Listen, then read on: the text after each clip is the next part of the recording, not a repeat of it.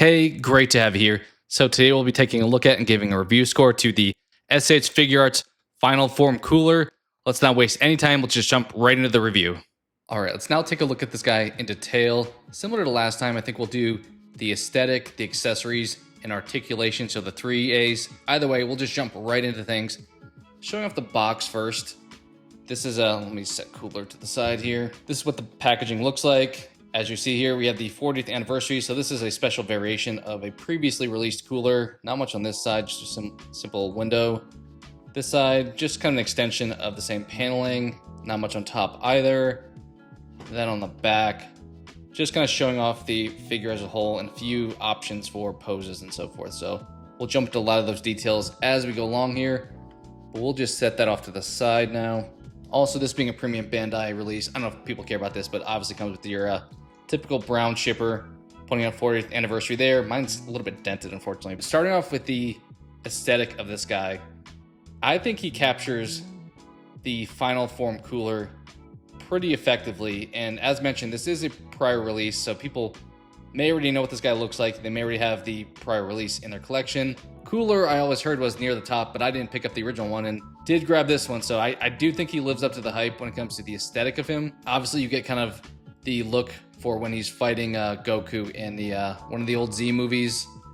And yeah, I think they just nailed the aesthetic. Kind of challenging here having the tail. Maybe we'll jump into some of that with the articulation, but I think they do an okay job. It looks a little bit odd having that ball to rotate on, but not too bad. Other than that, there's kind of some smaller details that people may have gripes with. Like, you can kind of see some of these inner like thigh spots. There's like a little bit of a scuffing from the plastic, but I think that's just kind of standard with figure arts these days. The other one I do want to point out, maybe this will be an articulation as well, but my cooler, his left arm does not have the ability to be able to move the forearm piece.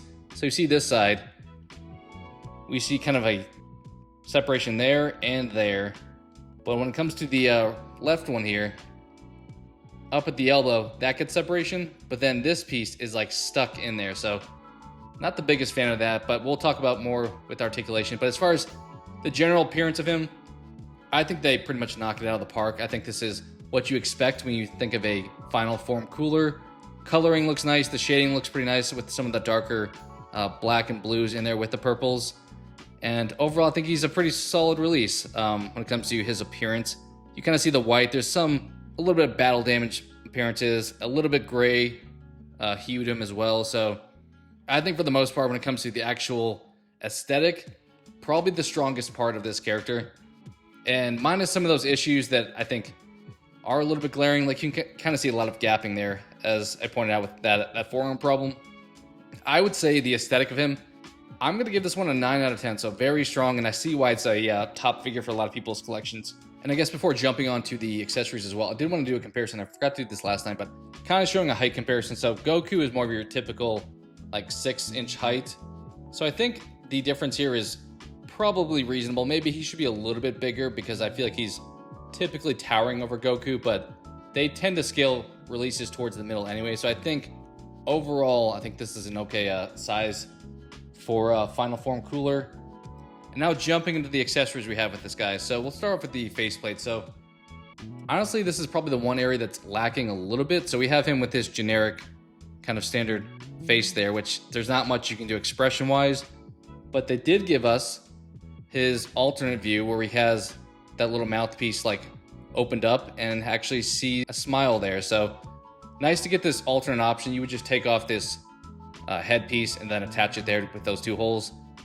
I do wish they kind of gave us some more expressions. It's pretty much just his smirk smile here, which is pretty standard for this character, so I don't hate that. It just feels like they probably could have given us a little bit more.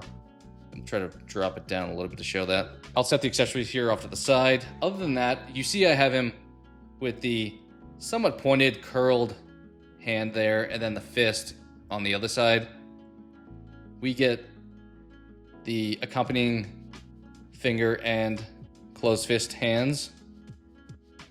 We get 2 open palm hands. A lot of this is pretty standard for figure arts releases these days. And then the only other hands we get are similar to that, but they're more that like gripping or like a little bit curled fingers. So relatively standard when it comes to the hands and not much on the face side. We do have altering. They've done this with Frieza in the past. Feet options. I haven't tried to put these on necessarily, but this is more so if you want to have Cooler in like a standing position. So if you have like a flight stand, you could have him with these feet on. And you could do like the old classic pose that I'm pretty sure happened in the movie where you have, you know, the foot on Goku's face or something along those lines, where it's more of an in-battle appearance. So I'd like to include these, but unless you have them with the flight stand, doesn't really provide a lot of value. But I know a lot of people probably have stands these days, but they don't give you one in this release, unfortunately. And then the last thing, the only thing that's new from my understanding for this release compared to the previous one is this little plastic stand to put them on. So you would, in theory, you know, set your Cooler like that on there or however you want to do it, but just comes with this plastic stand. I will say, while it's not, so they previously had like the ceramic stands, which you could order for Comic-Con, which I never got those, but they seemed pretty legit. This is more similar to the one they had for the 15th anniversary that came with that Vegeta. I will say though, because it's a bigger stand in comparison to that one, it feels a little bit more sturdy. It feels like less like it's gonna fall apart. At the same time though, this like logo on here kind of looks like somebody just put together some kind of like Cricut project and just like put the laminate on there. So it's not the best stand, but it's kind of cool to have an extra inclusion that makes this release unique from, you know, the previous one. So with that in mind, you get a good amount of stuff. I mean, you get the other face, which is nice to have. Limited option there. You don't have like a lot of expressions. Hands are pretty standard. You get the base. I kind of wish you maybe would have gotten an attack piece or something like that, but I understand this guy is already a bigger character. A lot of times the bigger figures, they don't have a lot of accessories because they assume the figure itself is kind of the main star of the show. So with all that in mind, I think I'll give the accessories a 7 out of 10. So still pretty solid, but there's some gaps they probably could have you know, thrown in there to make it a little bit better of a release overall. As far as articulation goes, you know, decent movement side to side with his head. Get a little bit of creaking there. Up and down, also pretty good. Not as much going up. I think he gets kind of like stuck with his head right there. But for the most part, you're getting the job well done there. These are kind of strange. They're like his shoulder pads almost, but they're somewhat tucked into his chest plate. So they're a little bit wonky in how much like free moving they are versus at other moments, like at certain arm positions, they kind of get in the way. So I think they probably could have done something better, but I understand the character design kind of limits options sometimes. Then when it comes to the elbow, I already mentioned this guy with his left elbow for me. You get decent range. I mean, even with that problem, I get to like 90 degrees almost. But as I talked about, this other side goes way beyond because you get this extra piece that is just not coming out on this side for me. I've tried to push this so much. You can kind of see the gapping here, even for me pushing it so far. I've tried to heat this thing up. I've tried a bunch of options as far as seeing if maybe the piece that's in this forearm underneath the gauntlet is just stuck. But I've messed with it enough times. I'm kind of afraid of breaking it, and I'd rather, you know, just have limited articulation over a broken arm. So I've tried a little bit, but it seems like it's not going to move. So a little bit of a downside there. Then when it comes to wrist, kind of your typical, you know, your rotation, a little bit of a rock, not a whole lot there.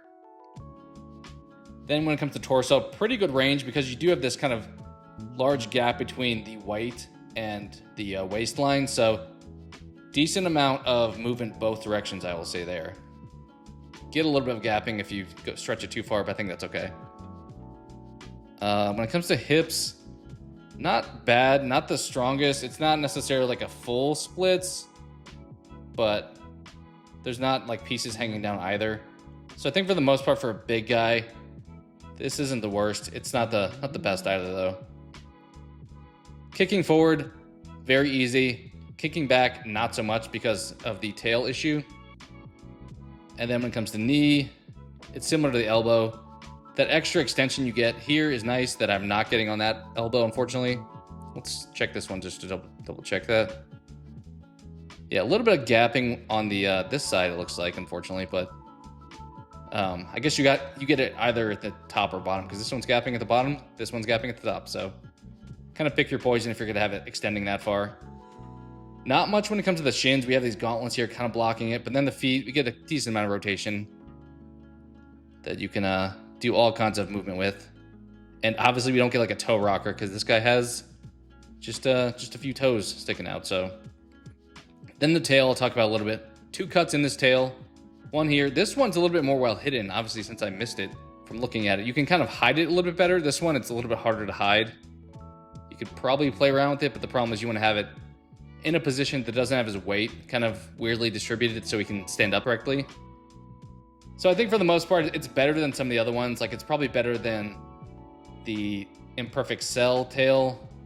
Is it better than maybe one of the Friezas? Maybe. I think tails are something they can still probably improve on, but as far as functionality, you're not frequently going to have, him looking this direction. Like, that looks awful like that, but more often than not, you're going to see him from a front point of view anyway. So I don't think it's a big problem. It's just not one of the strengths I would point out. So when it comes to articulation for this guy, I would say, slightly above average. I do have the issue with the elbow, which is kind of a pain. The hips aren't the strongest.